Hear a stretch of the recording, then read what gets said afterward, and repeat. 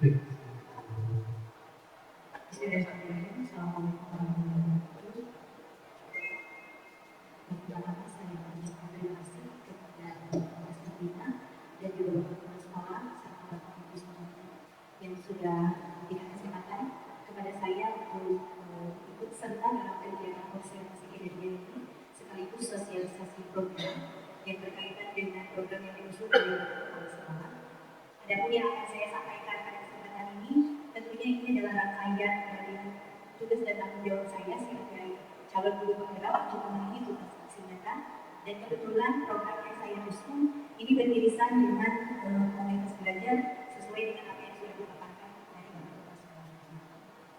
Baik Bapak Ibu dan Bapak pengawas pembinaan, pada kesempatan ini saya mengusung program yang sebetulnya ini sudah dan sedang berjalan dalam program komunitas belajar APK SMA Negeri 1 Cirebon.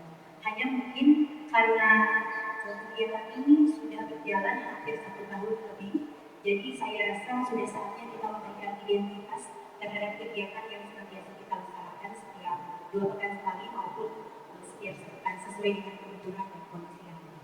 Nama kegiatan ini saya beri akronim yaitu Gemadegu. Tadi sempat ada yang bertanya, apa Gemadegu? Bahkan Pak Asep Mordiansa sampai searching gitu. Gemadegu itu cerita gamelan gitu ya Mas Asep. Kenapa saya mengambil Gemadegu Bapak? Karena nama komunitas belajarnya Rapikan identik dengan istilah Sunda. Jadi saya juga mengaitkannya dengan akronim yang menyindir juga. Kalau ditanya Rapikan itu apa? Tidak ada akronimnya. Hanya ketika makna Rapikan berarti menandakan bahwa guru SMA Negeri 1 Cirebon itu harus berbisa, harus berani yang KPK segala dicapak di bahasa Sunda. Adapun Gemadegu-nya sendiri maka bisa dibaca sama. Next, Gemadegu di sini sebelumnya saya beri kepanjangan gerakan asik diseminasi guru untuk siswa unggul. Kenapa saya memilih ini?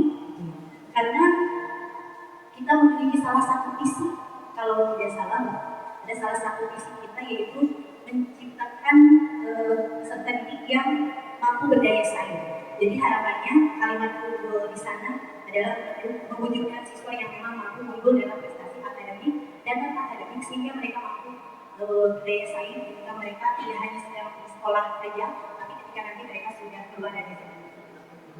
Baru dilanjut. Berdasarkan filosofis Hajar Dewantara, mungkin saya bacakan dulu.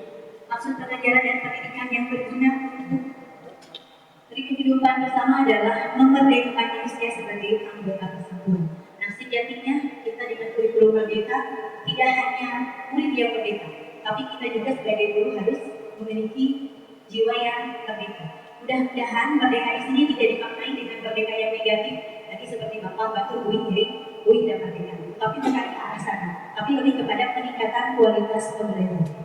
Enggak kayak dari pilihan. Adapun kata buahnya adalah menumbuhkan keterampilan murid untuk mencapai tujuan akademik dan non-akademiknya, sehingga nanti peserta didik itu dapat terlibat aktif dalam proses belajarnya sendiri, student center, melalui program Gemadegu. Next. Ini gambarannya Bapak Ibu, kalau tadi Bu Nina bertanya-tanya ya Bu Nina, bahwa Gemadegu ini merupakan salah satu program yang termasuk dalam kegiatan intrakurikuler, karena kami dalam fase nyata ini diberikan 3 pilihan. Mungkin nanti untuk para CGP yang sedang menjalani proses juga, apakah akan mengambil kegiatan intra kurikuler maupun ekstra kurikuler. Karena kebetulan saya di awal bergelut dengan komunitas belajar dan berdasarkan rapor pendidikan SMA Negeri 1 Cirebon serta ada beberapa faktor dan latar belakang lain, saya akhirnya tertarik untuk mengambil dalam bidang kurikuler. Untuk Gemadegu ini sendiri merupakan program yang dibuat sebagai upaya peningkatan kompetensi guru. Selain peningkatan kompetensi guru dalam pembelajaran, juga untuk meningkatkan kompetensi kepribadian, sosial, dan untuk meningkatkan kualitas pembelajaran dan juga hasil belajar peserta didik. Sehingga nanti diharapkan pembelajaran itu bisa berorientasi pada student learning dan mampu mencetak generasi SMA Negeri 1 Cirebon yang unggul dan berdaya.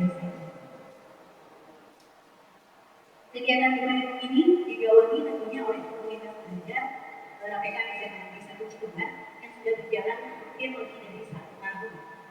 alhamdulillah banyak sekali kontribusi yang diberikan Bapak Ibu untuk peningkatan kualitas pembelajaran di SMA. Jadi Bapak Ibu, latar belakang kegiatannya, kenapa saya memilih kurikuler ini dengan tadi akronim BKTB. Yang pertama, kita sebagai guru itu harus menjadi manusia yang adaptif, senantiasa menerima perubahan, sehingga ketika kita gurunya adaptif, insya Allah peserta didik itu akan mengikuti langkah gurunya. Jangan sampai ketika ada aturan baru, ada kebijakan baru, kita sendiri sudah menolak pola pikir itu, ya, sehingga berada dalam zona nyaman. Selanjutnya, pengembangan aspek sosial dan emosional tidak hanya pada guru tapi juga siswa. Mungkin penerapan dalam kegiatan pembelajaran kita mengenalnya dengan istilah KSE, kompetensi sosial emosional. Dan ini memang harus dikembangkan, harus ditingkatkan, harus dilaksanakan pada kegiatan pembelajaran. Selanjutnya, capaian evaluasi belajar peserta didik yang masih rendah.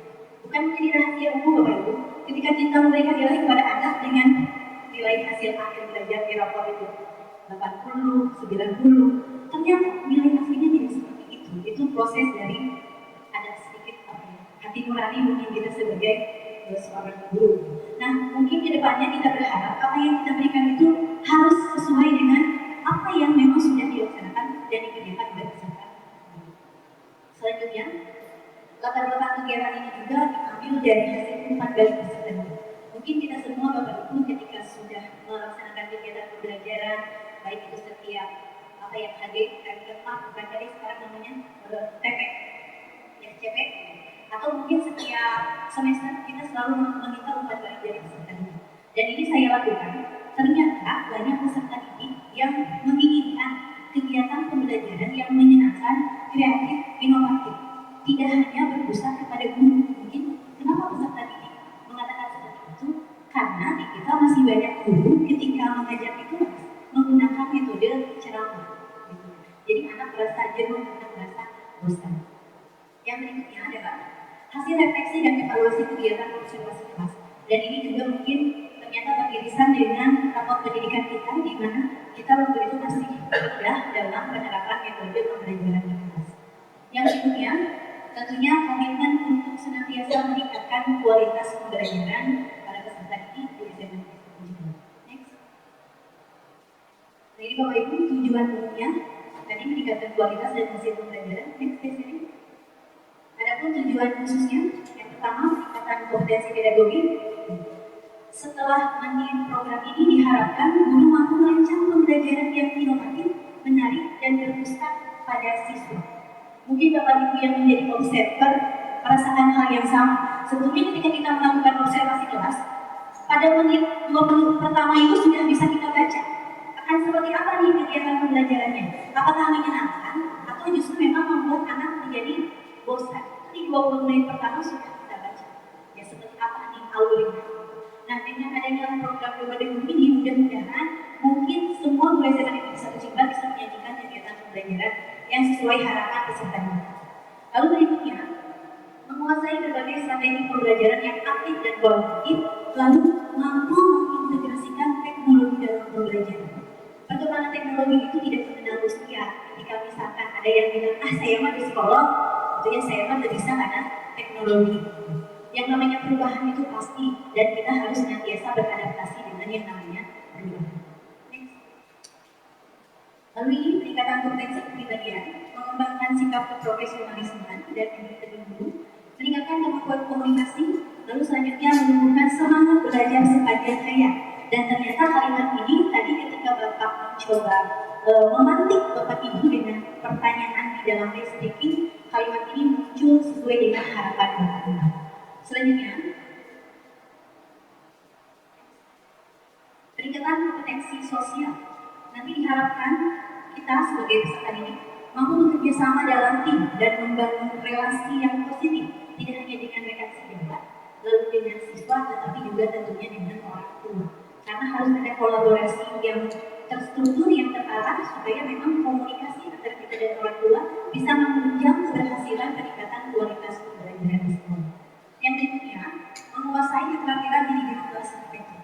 Ini mungkin tadi kalau dikaitkan dengan PMN, ada apa namanya yang kita pilih indikator di PMN, ada keteraturan kelas, ada disiplin positif, ada interaksi. Banyak indikator. Nah ini ada kaitannya dengan keterampilan manajemen kelas. Next. Lalu peningkatan kualitas pembelajaran.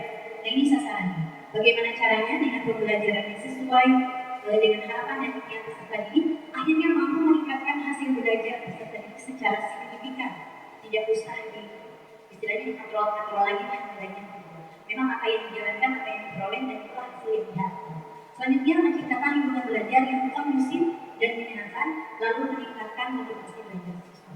Kadang ini kita suka lupa datang ke kelas itu hanya sekedar bukan marahan materi, tapi kita lupa memberikan motivasi. Bagaimana membuat siswa itu merasa aman dulu, merasa nyaman dulu, merasa menikmati belajar dengan kita sebagai seorang guru. Next. Nah ini selanjutnya peningkatan psikologi, meningkatkan kesejahteraan emosional siswa, mengembangkan keterampilan sosial siswa, dan membantu siswa dalam menemukan minat dan bakatnya. Ini Bapak-Ibu gambaran umum kegiatan. Sebetulnya ini program yang sudah dan sedang dilaksanakan.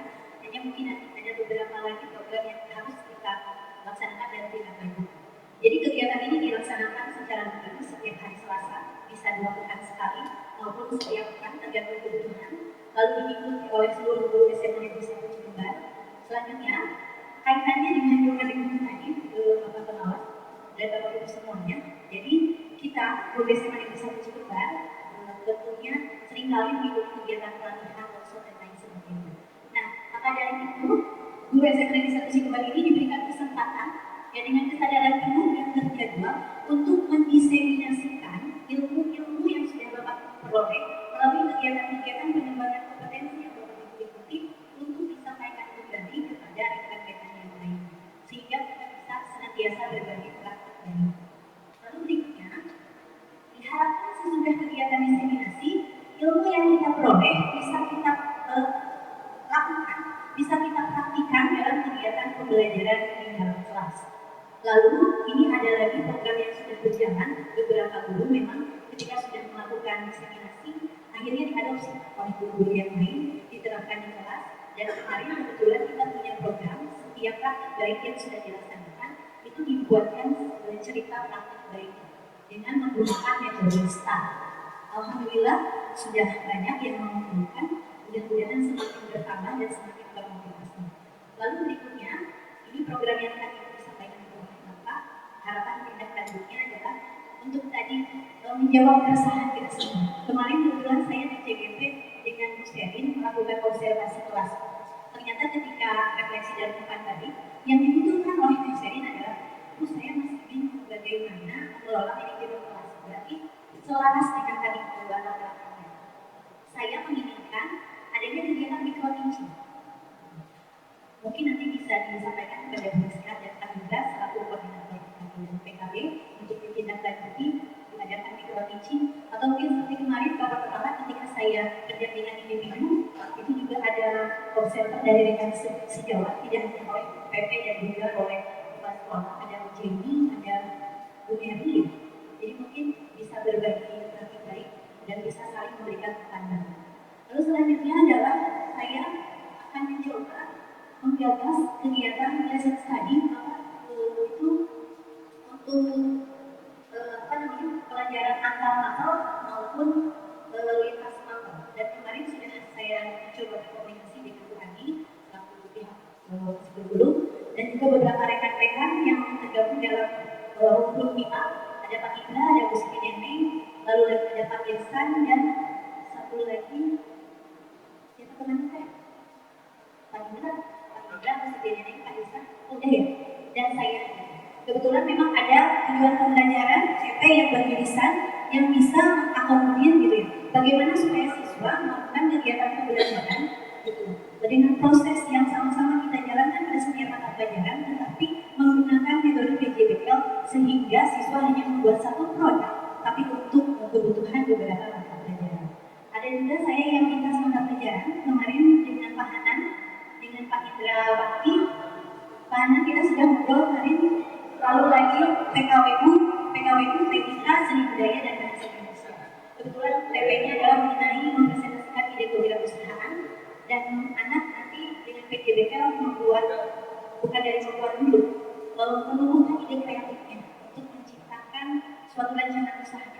lalu produk apa, bagaimana prosesnya sampai akhirnya mungkin nanti apakah itu akan dijadikan sebuah kewirausahaan oleh mereka maupun tidak. Mungkin lebih kepada life skill nanti. Next slide. Ini Bapak Ibu ada kegiatan diseminasi yang sudah dilakukan tahun lalu. Alhamdulillah, ini hanya sebagian saja. Masih banyak, mohon maaf yang tidak ditayangkan karena tidak muat. Next slide. Ini yang kemarin yang guru penggerak yang diseminasi disiplin positif yang Pak Indra, mohon maaf belum ditampilkan. Lanjut. Ini video kompilasi kegiatan kami selama mengikuti komunitas belajar APK yang ada di Masyarakat Cibubur yang mulai dari 1 tahun ke depan.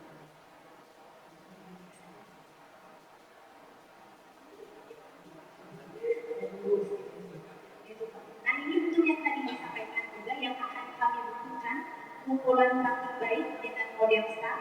Boleh sedikit saya tadi dulu yang Bu Andi.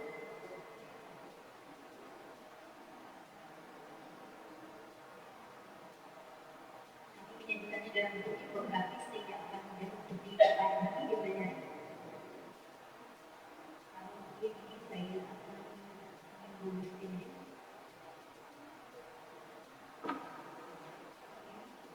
Mata pelajaran biologi. Ini ada yang punya saya sendiri.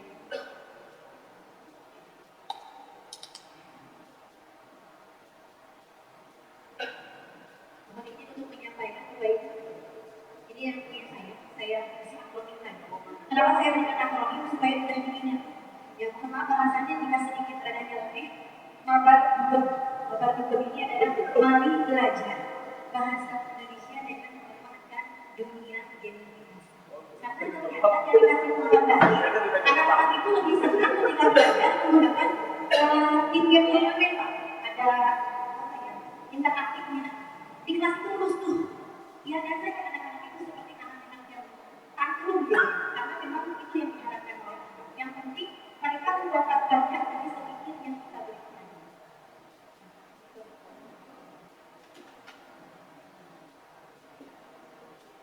Ya.